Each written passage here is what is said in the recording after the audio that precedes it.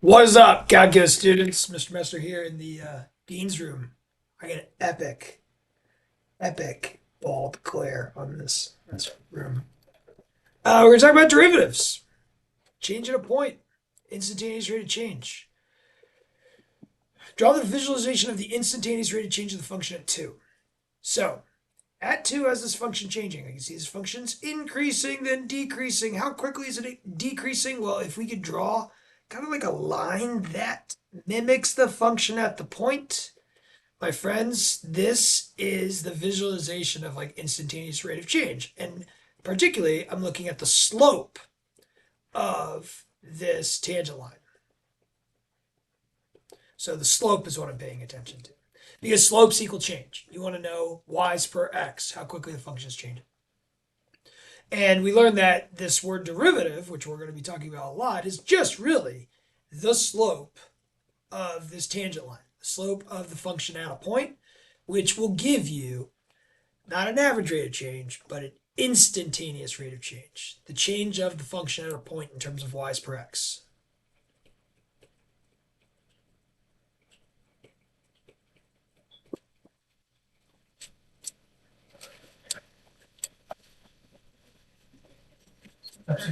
Oh, are you in? Just grab. No, it's not Okay. me.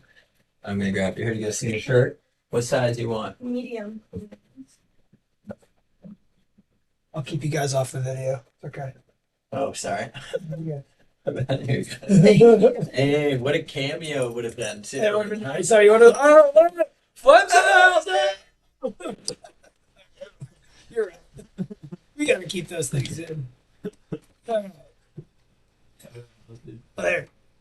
So it's the instantaneous rate of change of the function at the x value. If the slope of your line drawn equals 3, so if this value is -3, write a statement showing you understand the meaning of this value. Well, since this slope is -3, we would say, not on average, but at x equals 2, my function, you could say my function, maybe not say on average, I would just say f of x is decreasing by 3 y's per x at x equals 2. That's it. If we have the value of that slope, we have the rate of change of the function. We discovered that there are slope equations. The way to go with instantaneous rate of change is, do you have a calculator? If you have a calculator, your calculator can calculate any slope really quickly. Human beings did not have calculators till recently. In the real world, derivatives are mostly just calculators. But let's bring ourselves back in the day to the idea of what can we do if we don't have a calculator. Well, we can come up with a slope equation. Okay, slope equation where you can see for a given x you have an m. We call this slope equation f prime. This is prime and it stands for slopes. So if I say, what's f prime? I mean, what is the equation for f's slopes? And what we do is on f, we just kind of sketch some tangent lines, just at random places. We then list off the slopes. Okay, this is super positive, this is less positive, this is 0, this is negative, this is a little less negative, this is 0, positive, super positive. And then we're going to plot those slopes down here. Okay, well, if this is a slope axis, this is when my slope is 0. These are when my slopes are negative. These are when my slopes are positive. And you don't have to be perfect, but we're just going to like kind of take a guess as to where things are located. So between -1 and -2, right around here, I can see this huge positive slope. So right around this x value, I have this huge positive slope. Okay, right around this x value, I have this less positive slope. Right around this x value, I have this slope of 0. At this x value, I have this negative slope. At x equals 0, I have this less negative slope. At this value, I have a 0 slope. At this value, I have this positive slope, and this is a more positive slope. And what we see is like there is this graph of slopes. There is this equation for slopes. The way to go about tangent slopes, because it's tough to use the slope formula with 1 point, is to find the equation. We'll talk about these equations. All right, let's do these. So we kind of sketch some tangent lines. We kind of think about what the slope values are approximately. Not really the numbers, because we can't really tell what the numbers are, but we say super positive, less positive, 0, a little bit negative, more negative. So right here, I have a super positive slope. Right here is a less positive slope. Right here, I have a 0 slope. Right here, it's negative. Right here, more negative. Do I know that it's linear? I don't really right now. It could curve, like, but we know it kind of looks like positives to 0 to negatives, okay? There's an equation for that. If we had the equation, boom, just like with our average rate of change equation, we could plug in values and get a slope without using a slope formula. Okay, here we go. Negative, 0, 0 right here. In between is a positive. That's a negative. That's a 0. Can do a little positive, more positive. Okay, make sure you understand positives with negatives to 0. So I got negative, less negative right here, 0. I got a positive here. I got a 0. I got a negative here. I got a 0 here. Positive, more positive. Cool. All right, cool. We can kind of see like a cubic equation. All right. Couple more. Just go ahead and do them yourselves. I'll just do them quickly. Negative, 0, positive, 0 there, negative. Just make sure your zeros are in the approximately correct location. I would not put them on the x-axis. Like you can see at 0, the slope is positive. Negative, less negative, 0, less positive, more positive. Do this yourself. I've done this a lot. You haven't. So don't assume you know what you're doing. Of course, you're going to have this on a quiz. Negative, less negative, 0, positive, more positive.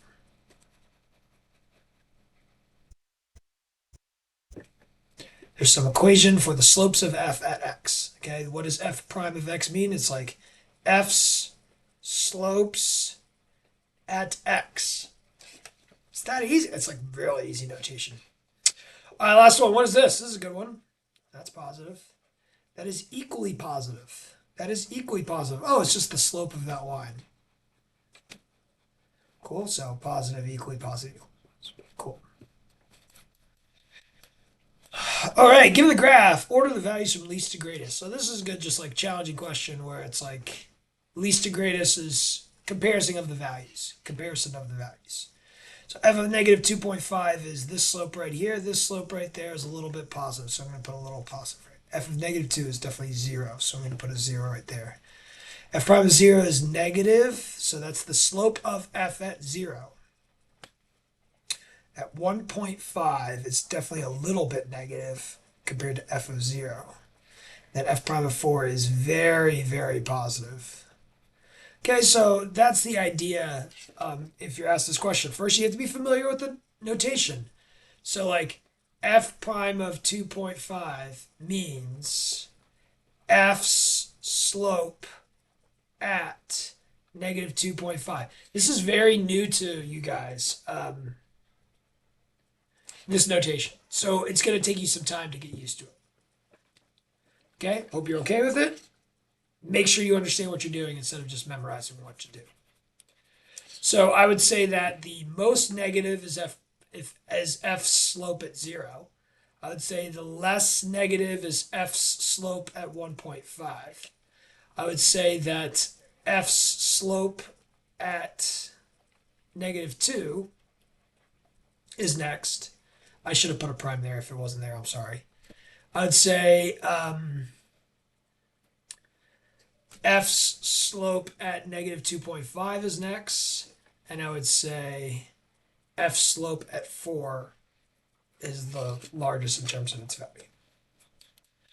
Okay, now what's going on here? So this is really confusing to a lot of students, but hopefully you understand that these are just x values a, b, c, d. And like, let's look at this. This is just like the slope or the average rate of change. y2 minus y1, x2 minus x1 between c and d. So I would say that slope between those 2 points is negative. Cool. What about from a to c? I would say like that slope of this line segment is positive. Greater than 0 is positive, less than 0 is negative. Now the other ones are tricky. So these are just average rates of change. Or this is a slope of a secant. This is just a slope of a secant. Okay. What is going on here? Well, if h is approaching 0, this is really familiar to us. This is the average rate of change of a function from x to a point h distance away from x. Well, it looks like x is d. Cool. So it's the average rate of change of a function from d to a point h distance away from d. But look at what's attached to it, a limit. So h is approaching 0. This is the idea of combining a limit and a slope formula, and this is actually the instantaneous rate of change of f at d, or the slope of the tangent. So it's like we're starting at d. Here's d plus h. This would be d plus h right here. But we are saying h is approaching 0. We are actually looking at the slope of that line segment. And that line segment slope is negative. So it's the slope of the tangent at d. This is tricky for a lot of students to understand. It's not a huge deal. It will show up. And if you really know what you're doing, you understand why that's the instantaneous rate of change of f at d. What about this? This is the slope of f from x to d, right? So you go x to d. But it's saying, what if x is approaching d? Oh my goodness, these two things are actually the same thing. If x approaches d, then you're talking about the slope from d to d. Well, you're talking about the slope of that same line. Okay, let's look at this. This is the slope from C to a point h distance away from C. So this is C. This would be C plus h to get you this point. Well, if h is approaching 0, we're talking about just C. And that becomes the slope of this tangent line, which is really just 0. What about this? This is the slope from a random x point to a point at b. So we have this point at x, and then we have this point at b. But they're saying let x approach b. So I'm breaking x, I'm putting it really close to b, and what we're talking about is, again, this tangent slope there. Cool? So tricky stuff. Hopefully you're seeing, because you're familiar with slope formula, and you're familiar with the average rate of change formula from x to x plus h, the understanding of these. Okay? All right, this is really walking you through the lesson, just like in homework form. It says we discovered at the end of last unit, you can create equations for slopes of functions starting at a value x to a point h distance away from x that gives the average rate of change of the function. We found they sometimes were helpful, other times not worth the effort. Once we got past x squared, I think x cubed is fine, but once we got past those, the average rate of change of formulas were really crazy. And this is how we found the average rate of change. We use the average rate of change from x to a point x h distance away. Now, what do we do to adjust this so that we don't have much distance, so that the distance away those 2 points are is essentially 0? We will attach a limit to it. And we'll say, hey, let's let our distance approach 0. We don't want to say it equals 0. Rather, we want it to approach 0. That way, we will get a number divided by a number close to 0. If it equals 0, then it's 0 over 0. But just like what we did with holes, like we kind of simplify and we still like plug in 0. So, anyways, we are just going to marry the limit and we're going to just like plug in, we're going to simplify, investigate further, and then plug in 0. So we did the average rate of change of x squared. We remember we got 2x plus h. Cool? So that's the average rate of change from x to a point h distance away from x. Well, what if I want the h to approach 0? Well, if the h approaches 0, I get 2x. That's it, because this thing goes away. Cool? Average rate change of x cubed, we use Pascal's triangle. We did all the work. The x cubes cancel. We factor out the h. And we got this equation, which hopefully you're familiar with, 3x squared plus 3xh plus h squared. You did it on your quiz. Well, to turn this from an average rate of change to an instantaneous rate of change, we want the 2 points to be really close together. So the h distance is going to approach 0. When the h distance approaches 0, this goes away and this goes away, and we just get 3x squared. Same with x to the fourth. As h approaches 0, it goes from an average rate of change to an instantaneous rate of change. We just get 4x cubed. Okay? So, what is the instantaneous rate of change of the functions at the x value? Write a statement showing you understand the meaning of the value. So, how quickly is x squared changing at x equals 3? Or what is the instantaneous rate of change, is also translated to be the slope of the tangent, which is what we use the word derivative for. That's it. It's very simple. Well, we're not using the slope formula because you can't really plug in 9 and get like 9 minus 9 over 3 minus 3. You could use a calculator and plug in decimals bigger and decimals smaller. You could think about taking 2 points very, very close, the idea of a limit.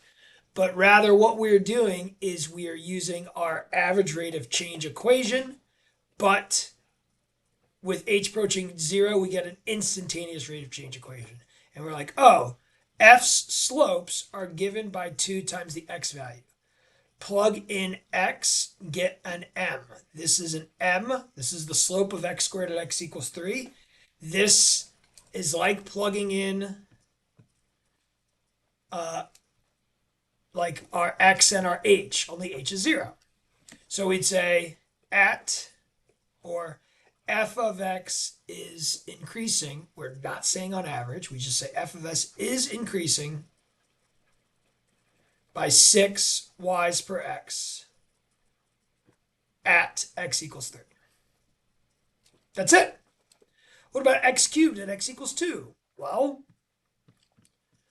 this gives us f's slopes at x. So this gives us g's slopes at x, 3x squared. This is like using your average rate of change equation. We can't really use the slope formula because using the slope formula at a point, like you get 0 over 0. This is the other way. G's slopes at 2 is 12. We'd say we'd say f is increasing.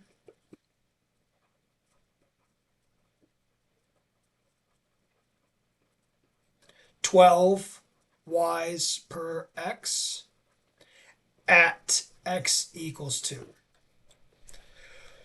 Boom, x to the fourth, x equals 1. Well, h's slopes, x to the fourth slopes are given by 4x cubed. So it's, again, my average rate of change equation, only when h approaches 0, that's gone, that's gone, that's gone. Very, very easy to use. So h's slope at -1 is given to us by -4. We would say at x, sorry, I keep messing this up. F of x is decreasing. My shiny head's in the way. F of x is decreasing 4 y's per x at x equals -1. And it's h of x, not f of x. And this is g of x, not f of x. Sorry. Cool. Well, how do we know we're correct? How do we know this is correct? It helps to look at a visualization, and this is where Mr. Tangent Line is going to come into play. So it's very valuable to have your calculator open and to see your handiwork. So what would I do to understand that the 6 is correct? Well, I need to first see the function a little bit better. All right, cool. Well, if I had an equation of a tangent line, I could graph it. Now the equation for a line is just y minus y1 equals m times x minus x1. And remember, this is an m. Cool. So it's like 6x minus 3. And all I need is a y value. Well, where does a y value come from? Plug in x's, get y's. So I could just really quickly check and do y minus 9 equals 6x minus 3. And I can see my handiwork. This is the way that we're going to check to see that we did it correctly. Like, do we have the tangent equation? So let's do that at 4. Well, we have the point 416. And I know that the slope of f at 4 is 2 times 4, or 8. This is the equation for the slopes. It's great to have equations for slopes. This is the way we're going to be doing it in calculus, is find the equations of the slopes. You get y minus 16 equals 8 times x minus 4. Ba-bam! There's that point 416. There's my tangent line. What about x cubed at x equals 2? So I'm going to change this to x cubed. We got x equals 2. All we need is the slope value and the y value. So g prime, well, let's find g of negative 1. I get negative 1. Let's find g prime. 3x squared. G prime of negative 1 is 3. So my equation is going to be y plus 1 equals 3x plus 1.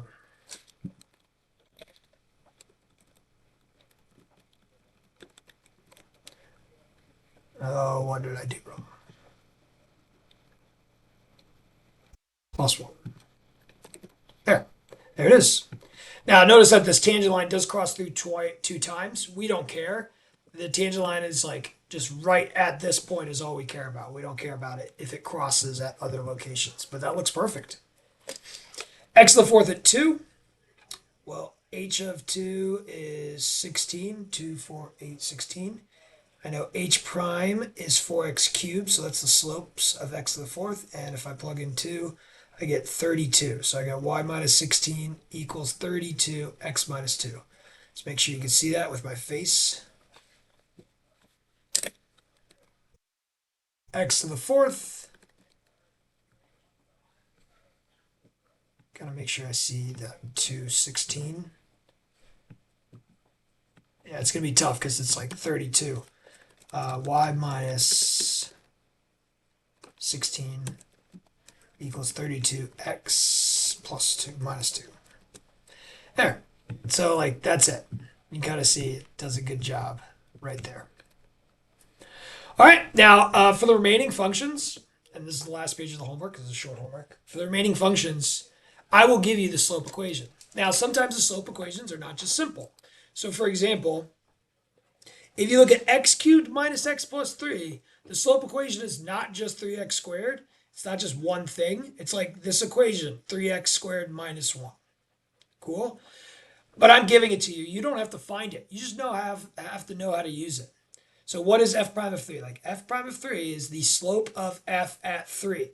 So that's 26. We would say f of x, and again, I'm talking about this f of x now, is increasing 26 y's per x. At, not over the interval, but at x equals 3. I like that better. I gotta change it. So we had on average f of x is increasing 26 y's per x over the interval. But here we're just saying like f of x is increasing. It's like not on average. Write the equation for the line tangent at x equals 3 and a different one at x equals 1. All right, so I already know that f prime of 3 is 26. So that's the slope. That's an m because these are the f slopes. So this is f's slope at 3 is 26. I need f's y coordinate at 3, which is 27 minus 3 plus 3, which is 27. And I get y minus 27 equals 26x minus 3. Let me go ahead and plot that. X cubed minus x plus 3. Cool. Y minus 27 equals 26 x minus 3. Cool. So like up here at this point, 327. Great. Yeah, when you have steep slopes, it's very tough to see unless like you zoom in.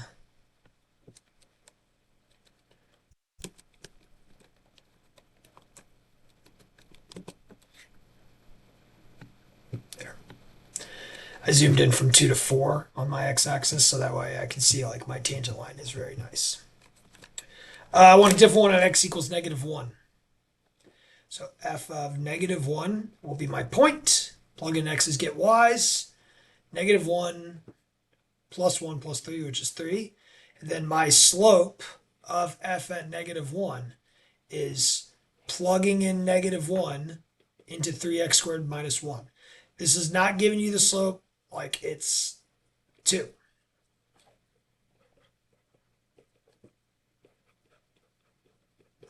Okay, so y minus 3 equals 2.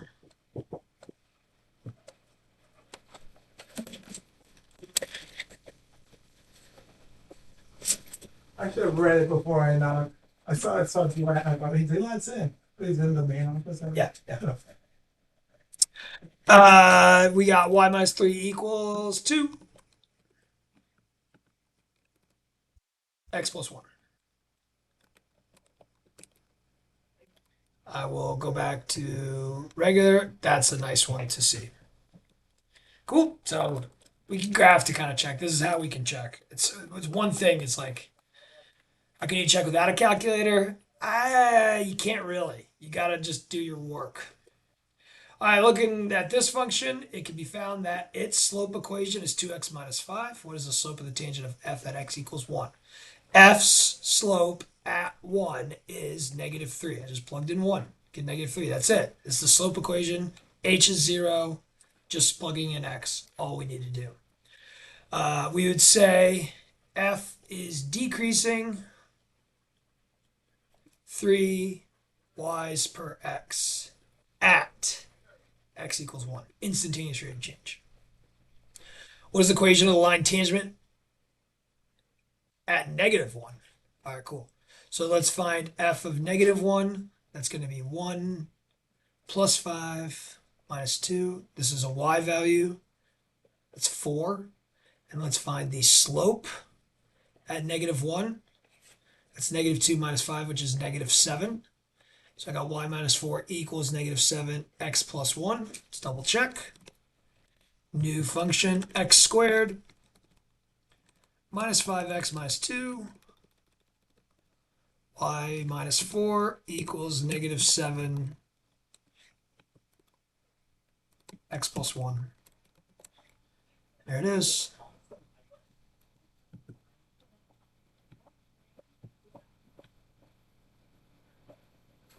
Right there, this point. Okay. New function. 1 over x. It can be found that its slopes are negative 1 over x squared. Starting next class, you have to find the slope equation. There's rules to find it, though. We don't have to do anything crazy. Cool. What is the instantaneous rate of change of the function at x equals 3? So what are the slopes? What is the slope of f at 3? Negative 1/9. We would say f of x is decreasing. What do we say here? a ninth of a y per x at x equals 3. I'm going to graph this. So if I plug in 3, I got a third. So if I plug in a 3, I get a third. And this is negative 1/9. This is x minus 3. X minus 1. What did I do? 3.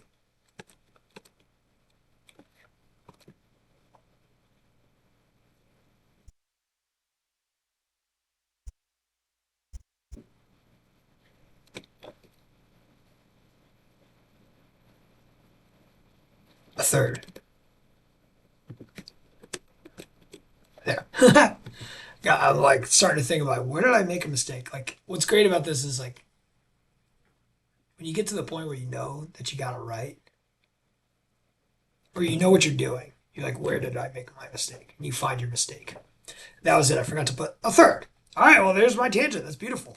But we want to do it at x equals negative a half. Okay, so we got f of negative a half, which ends up being 1 over negative a half, which is negative 2. We have f's slope at negative a half. Negative 1 over negative a half squared is a quarter, which is 4. So I should have y plus 2 equals 4. Again, this is an x, this is a y, this is an m. We used a slope equation. And we get that y plus 2 equals 4x plus a half.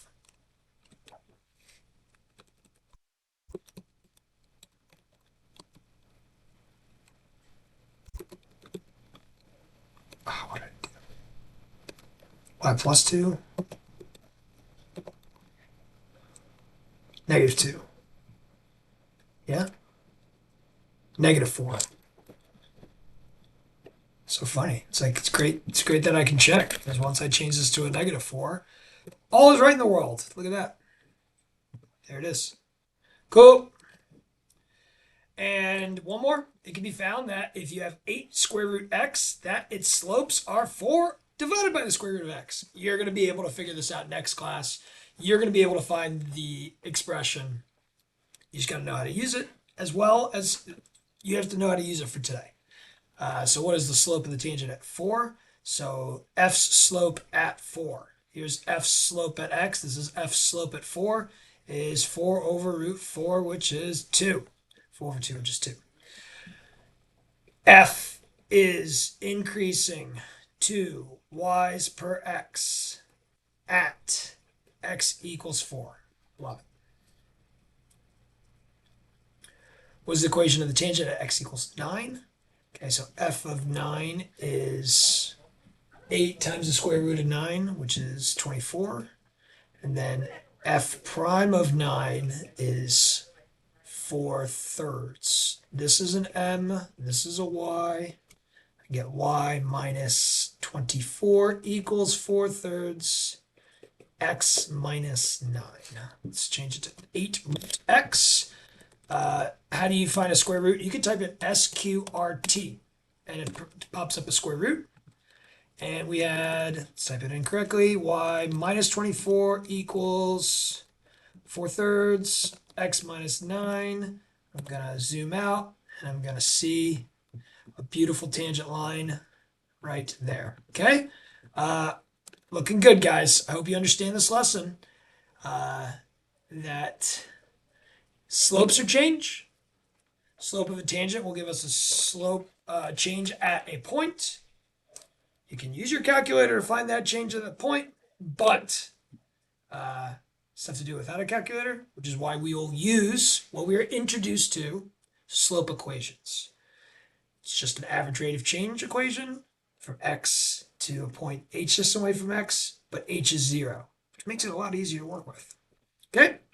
That's it. Peace.